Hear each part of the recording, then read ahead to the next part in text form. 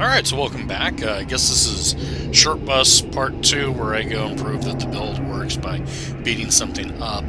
A little bit something different that I'm going to do here for being in the QWZ. One, I'm going to fight more than just one thing. I'm going to fight everything.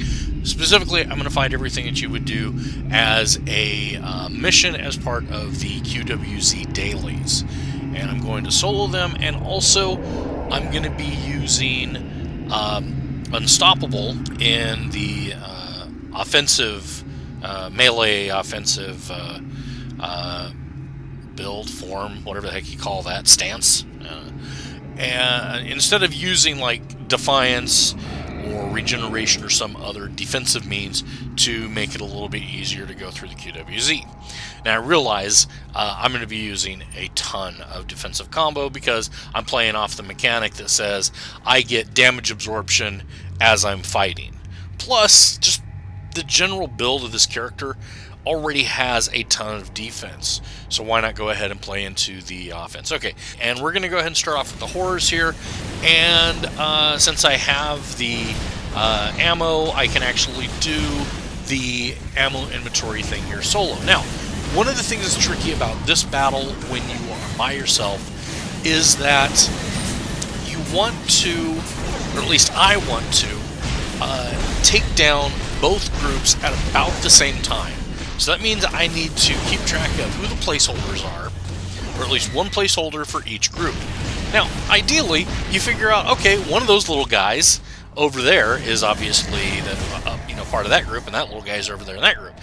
But you can't always tell what's going on there, or who's actually part of which group. So it's easiest to keep the unstable brutes, because there's one in each group, as the ones that you want to keep an eye on and save for last. Now, of course, the problem is I actually beat the crap out of everybody in the other group, including the unstable brute. So now I'm going to carefully take out all the little guys and leave it on the one unstable brute, and not beat up the other unstable brute too much, so I'm not having to start all over again. I want to get both of these guys down a little bit, so when the guards spawn here at the ammo resupply spot, the, I don't know, artillery and rocket stuff, I can take down both of these guys, get rid of any DOTs that I've got, and then interact with both of the boxes that I've got to resupply before anything comes back. And one of the things that really helps with that is when the guards pop up and you defeat everything that comes in new aggroes on those guards first. Not too sure why. Maybe it's because the guards kind of pick a fight with them, or what. Now, I'm going to have a little bit of trouble here refilling this one. I'm going to get interrupted by the DOT that I still have on me. So I just got to, click again once the DOT's gone, and boom, move on to the next one. And then let the guards, as you can see, the guards are dealing with everything else.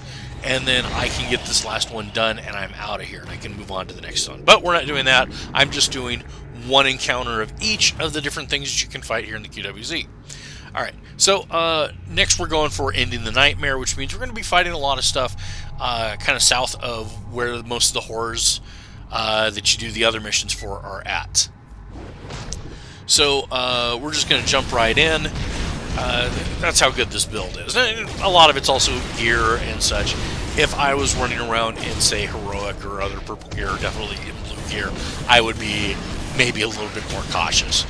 But I already know I'm battle tested. I can go in there and kick all kinds of butt while also dealing with all these other guys here. And of course, defensive combo is my buddy while taking on the unstable brutes. Now I've got the Nightmare Demolisher. And if you recall, he's got those two buffs on him that basically say if you're, well, one of the buffs is just in general, he's tough out here. The other one is if you're hitting him with something that's either AoE or ranged, it's going to do less damage. So here's where I get to use my uppercut a lot, because defensive combo is an AoE, which is great for a lot of other things when doing old aggro. But for this guy, maybe throwing a defensive combo every once in a while to get the shield back up, but then just go right back into the stable. Alright, so then obviously we need to kill off some of these little groups here to get the rest of the unstables. You can go and fight the other guys and get the unstables that way, but you still need some of the lesser horrors as well. And after this, I'm going to go pick a fight with the Chaos Imps, which I like to think of as land piranhas, if there was such a thing. Because if you are not paying attention, these things will come on you and they'll just eat you up. That's when you want to like use like, you know, maybe some damage absorption,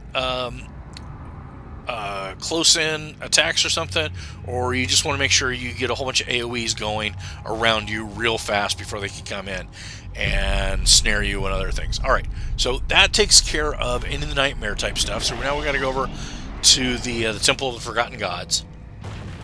And one of the fights that we need to pick, actually there's a couple of them over here.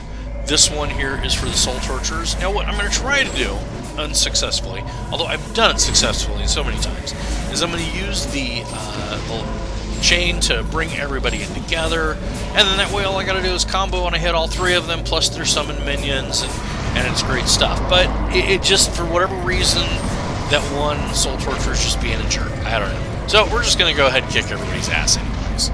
And again, defensive combo is doing an amazing job here because I've got a whole bunch of AoEs, I got a whole bunch of things attacking me, and I'm just, you know, able to stay in there and not have to worry about nothing. I'm taking out those two guys, and I'm going to take out this last guy. You know, so a couple little reminders here. If it's in a robe in the QWZ, it doesn't move.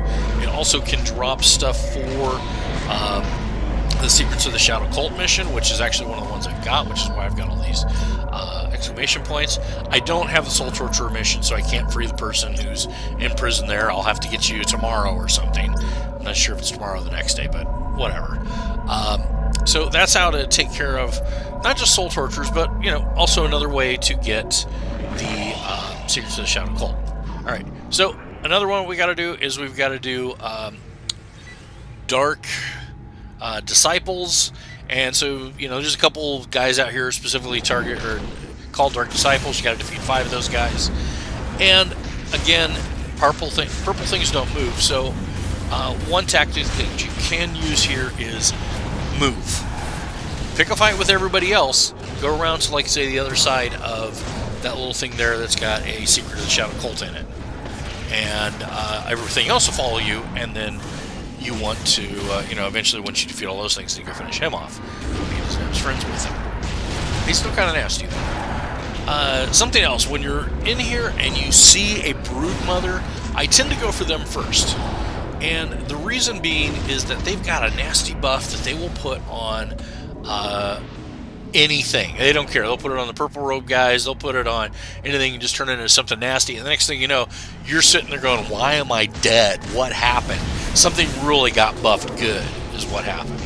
Alright, so, and again, picking a fight with the Broodmother. Now we're going for Secrets of the Shadow Cult. Just your standard, you know, little, I don't know, temple of little secrets or something. You go in there, it's got the glowing book if you want. And you'll notice as Clefothic Acolyte, he's not the same as a Dark Disciple. He won't give you credit. He also won't give you credit for Soul Torturers. You know, they're all named different things, but they all pretty much act the same way. They don't move, they drop the secrets, they also all provide a defense buff for their group. So, let's see here. I think that's, is that 4 fights? 5 fights? 5 different missions you can do out here? I think so. So, next up is the Worms for part 2.